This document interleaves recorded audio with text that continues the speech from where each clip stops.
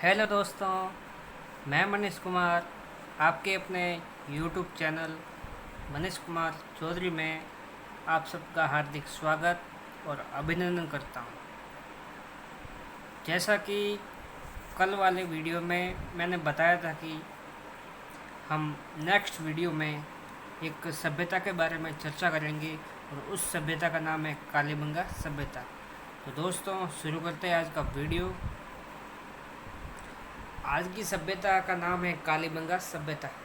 कालीबंगा सभ्यता जो कि हनुमानगढ़ में स्थित है और इसका जो शाब्दिक अर्थ है वो है काले रंग की चूड़ियाँ। काले रंग की चूड़ियाँ, ये कई बार एग्जाम में पूछा जाता है कि कालीबंगा सभ्यता का शाब्दिक अर्थ क्या है। काले रंग की चूड़ियाँ।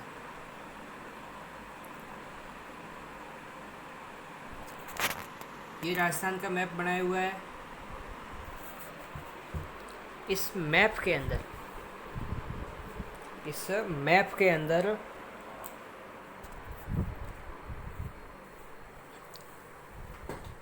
ये अरावली पर्वतमाला गुजरी हुई है और इसी के ऊपर ये भाग है जैसलमेर,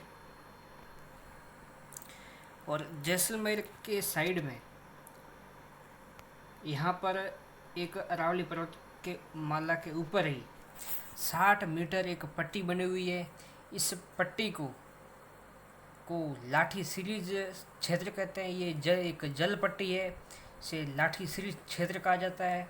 और इस क्षेत्र में लाठी सीरीज क्षेत्र में ज़्यादातर सेवण घास का जो बोई जाती है या अधिक उसका उत्पादन होता है, जो कि साहिवाल नस्ल की गायें इस सेवण घास को खाती है। और इसी लाठी सीरीज क्षेत्र पर एक नलकूप बना हुआ है जिसे थार का घड़ा कहते हैं। और उस थार का घड़ा किसे कहा जाता है? वो कहा जाता है चंदन नलकूप को। थार का घड़ा कहा जाता है किसे? चंदन नलकूप को। इस राजस्थान के अंदर ये अरावली पर्वतमाला है और इसी के ऊपर यहाँ पर ये बनी हुई है कालीबंगा सभ्यता। कहाँ पर? जस्ट यहाँ पर कालीबंगा सभ्यता। और यहीं से एक नदी बहती है, सरस्वती नदी। सरस्वती नदी कहाँ पर बहती है? इसी अरावली पर्वतमाला में कालीबंगा सभ्यता के पास में। सरस्वती नदी का उल्लेख किस वेद में है? ऋग्वेद में है। ऋग्वेद की सबसे पवित्र नदी कौन सी थी? तो वो थी सरस्वती नदी, सबसे पवित्र नदी थी। ऋग्वेद में 10 मंडल है और 1028 सूत्र है। ऋग्वेद में 10 मंडल है और 1028 सूत्र है। और ये जो ऋग्वेद है ये मानव जाति का सबसे प्राचीन ग्रंथ है। मानव जाति का सबसे प्राचीन ग्रंथ की अगर बात की जाए तो वो दोस्तों कौन सा ग्रंथ है? ऋग्वेद है। और इस ऋग्वेद को यूनेस्को ने विश्व धरोहर में घोषित किया है। किस वेद को? ऋग्वेद को। सरस्वती नदी का वैज्ञानिक प्रमाण काजरी, जो कि जोधपुर ने है, उन्होंने ये इसका प्रमाण दिया था। किसका? सरस्वती नदी का। और काजरी का अगर बात की जाए, काजरी का पूरा नाम है central arid zone research institute, जो कि जोधपुर में है, पहले से बता दिया है। और इसको हिंदी में कहा जाता है केंद्रीय शुष्क अनुसंधान संस्थान जोधपुर। आइए दोस्तों अगले पृष्ठ की ओर रुख करते हैं।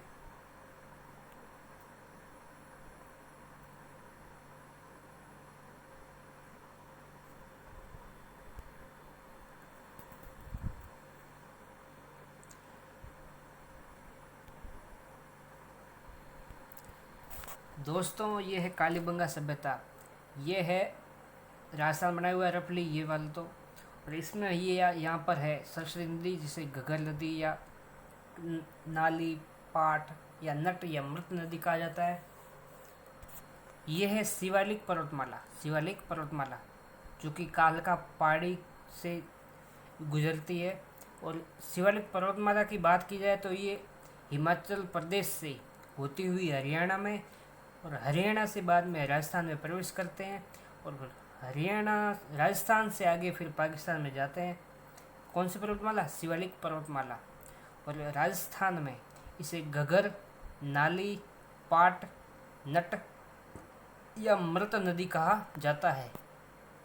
किसे? घग्गर या सरस्वती नदी को। ये राजस्थान में शिवालिक पर्वतमाला का आगमन हुआ, और इसी यहाँ पर, जस्ट यहाँ पर, इस नदी के किनारे पर कौन सी सभ्यता है? कालीबंगा सभ्यता। कालीबंगा सभ्यता की अगर खोज की बात की जाए कि कालीबंगा सभ्यता की खोज किसने की थी, तो दोस्तों कालीबंगा सभ्यता की खोज की थी 1951 से 52 में अमलानंद घोष, या इसे शॉर्ट में कहते हैं ए घोष ने की थी। और इसकी अगर उत्खनन की बात की जाए, कालीबंगा सभ्यता का उत्खनन हुआ था 1961 से 62, और इस उत्खनन को किया था ब्रजवासी लाल, या इसे कहते हैं बीके थापर ने। बीके थापर ने और ब्रजवासी लाल ने क्या किया था दोस्तों? उत्खनन किया था। कालीबंगा सभ्यता है वो किस काल में थी? एक थी आद्य ऐतिहासिक काल में, जो काशी युग कहा जाता है। और इसी युग में ये नगरीय सभ्यता में थी, नगर बसे हुए थे इसमें। और शिवालिक पर्वतमाला हिमाचल प्रदेश से हरियाणा होती हुई राजस्थान से फिर आगे पाकिस्तान में जाती है। जब ये नदी, जो कि घग्गर नदी, नाली, पाट, नट या मृत नदी, जब राजस्थान से आगे ये पाकिस्तान में जाती है, तब ये उफान में होती है। तो इस नदी को फोर्ट अब्बास के नाम से जाना जाता है। किसे? घग्गर नदी को फोर्ट अब्बास के नाम से जाना जाता है। कालीबंगा सभ्यता है वो 3 स्तरों में विभाजित थी, और पहली है प्राक हड़प्पा, दूसरी है हड़प्पा समकालीन, तीसरी है पच्चे हड़प्पा। आइए दोस्तों अगले पेज की ओर रुख करते हैं।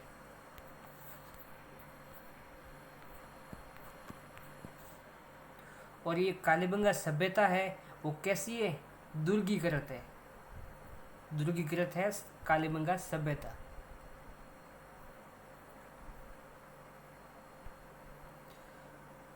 एक इतिहासकार था दोस्तों, जिस इतिहासकार का नाम है स्टुअर्ट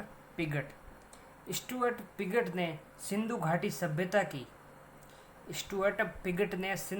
सभ्यता की हड़प्पा व मोहनजोदड़ो दोनों को संयुक्त रूप से राजधानी बनाया था।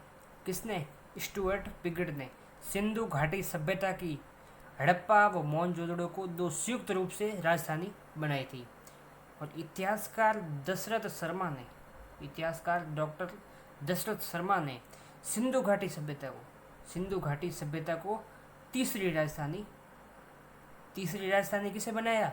कालीबंगा को तीसरी राजधानी बनाया। किसने? डॉक्टर दशरथ शर्मा ने।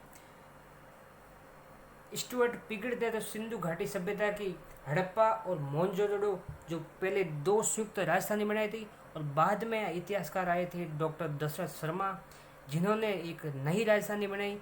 उस नई राजधानी का नाम था कालीबंगा, जो कि सिंधु घाटी सभ्यता की तीसरी राजधानी थी।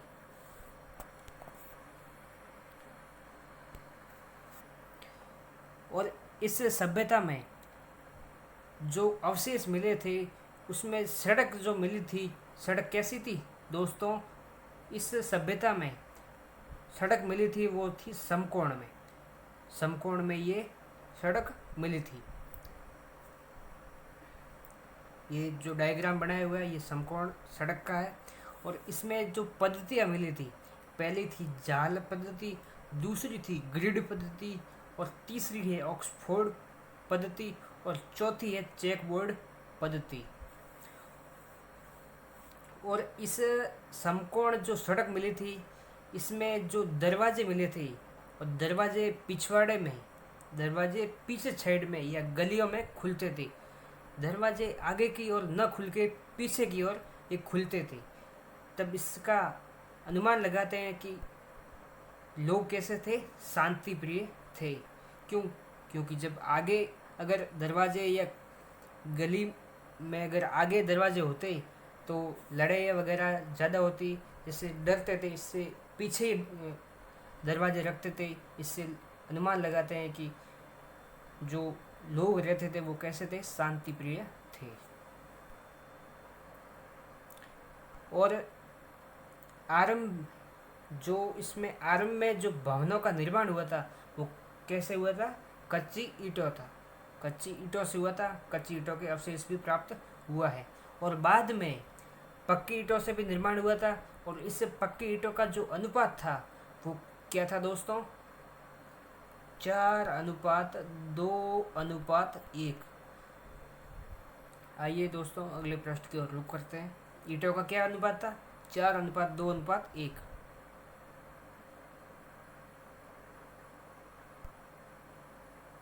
और इस कालीबंगा सभ्यता में नालियों का जो निर्माण हुआ था वो किससे हुआ था, नालियों का निर्माण हुआ था वो हुआ था लकड़ी से। और बाद में पक्की ईंटों से नालियों का निर्माण किया गया था। और नालियाँ भी कैसी थी, ये डायग्राम आपको दिख रहा है, ये जो बनाए हुआ है, गर्त बनाए हुए, जिससे कि ज़्यादा से ज़्यादा ये नालियाँ जाकर आगे मुख्य नालों में कन्वर्ट हो। इस सभ्यता में नगर निगम की भी जानकारी मिलती और भवनों में दरार थी। और इस दरार से अनुमान लगाते हैं कि उस समय भूकंप आया होगा। और भवनों में दरार का कारण क्या है, भूकंप या प्राकृतिक प्रकोप था। और इस कालीबंगा सभ्यता में अलंकृत फर्श था, सजावटी आंगन मिला था, सजावटी आंगन मिला था। कालीबंगा सभ्यता में सजावटी आंगन के साथ तंदूर चूल्हा मिला था। और व्याघ्र की मुद्रा भी मिली थी। और व्याघ्र की मुद्रा के साथ उस्तरा भी मिला था। और इसमें जो मुद्रा मिली थी व्याघ्र की, और उस मुद्रा को नाम दिया था, एक महिला की मुद्रा थी, जिसको कहा जाता है कि कुमार देवी की ये मुद्रा है। किसकी है, कुमार देवी की मुद्रा है, एक नाम दिया। और महिला की मुद्रा से पता चलता है कि जो परिवार थे कालीबंगा सभ्यता में वो कैसे थे, मात्र सतात्मक थे, मात्र सतात्मक थे, मतलब कि माता का ज़्यादा चलता था, न कि पिता का। और ये एकल परिवार प्रणाली से संबंधित था। और इस कालीबंगा सभ्यता में 7 हवन कुंड मिले। कितने हवन कुंड मिले दोस्तों, 7 हवन कुंड मिले थे, 7 हवन कुंड। और इसमें अग्निवेदिका और यज्ञ वेदिका, इनका तीनों का एक ही नाम है, अलग अलग पर्यायवाची है। और इसके साथ में ही एक चित्र मिला था। कौन सा चित्र था दोस्तों, एक व्यक्ति पशु लेकर आगे बढ़ रहा था। उस चित्र में एक व्यक्ति पशु लेकर आगे बढ़ रहा था। और इस चित्र से अनुमान लगाते हैं कि प्रथम बार बलि देने की जानकारी मिली। किससे, उस चित्र को देखकर। और इस कालीबंगा सभ्यता में मंदिर नहीं मिला, मंदिर का कोई भी अवशेष नहीं मिला। और इसमें ऊंट पालने की भी जानकारी भी मिली थी। और कालीबंगा सभ्यता में घोड़े की जानकारी नहीं मिली, घोड़े की जानकारी नहीं मिली।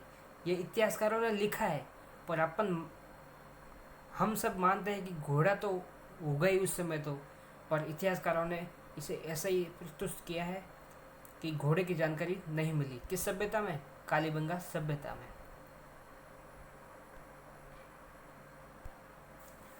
और उस कालीबंगा सभ्यता में एक खोपड़ी मिली थी, जिसे कहते हैं कपाल। और कपाल के अंदर एक छिद्र था, खोपड़ी के अंदर एक छिद्र था। और खोपड़ी में जब छिद्र होता है तो उसे कौन सा रोग कहा जाता है, विज्ञान की भाषा में उसे कहा जाता है हाइड्रोस्पेलिस रोग। और इससे अंदाजा लगाया जाता है कि प्रथम बार शल्य क्रिया की जानकारी मिली थी। किससे, इस कपाल को देखते हुए। ऐसा कपाल कौन रखते हैं दोस्तों, ये ऐसा कपाल रखते हैं अघोरी संत, अघोरी संत रखते हैं, जो आत्मा को वश में कर लेते हैं और उससे कपाल के अंदर भोजन करते हैं और घूमते रहते हैं।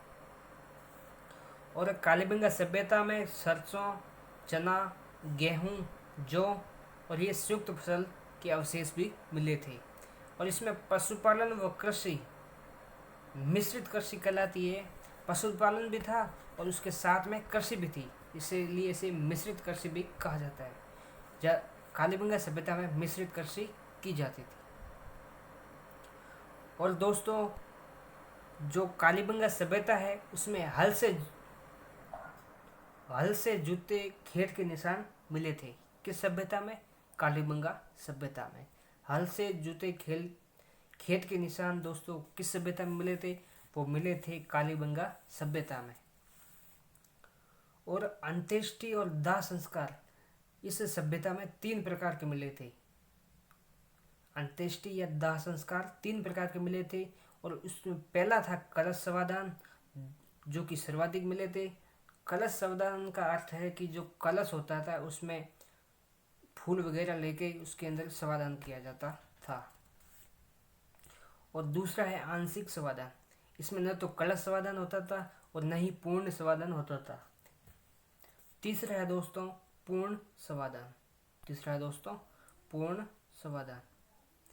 पूर्ण समाधान से पुनर्जन्म का अनुमान लगाते हैं। और इस पूर्ण समाधान में कब्र में जो पैर रखते हैं तो वो पैर किस दिशा में रखते हैं दोस्तों? दक्षिण की ओर रखते हैं। किस समाधान में? पूर्ण समाधान।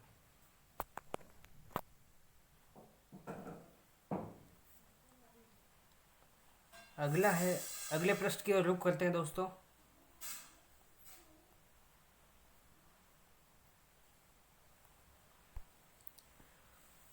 ये कालीबंगा सभ्यता थी, इसका जो पतन का कारण क्या था दोस्तों?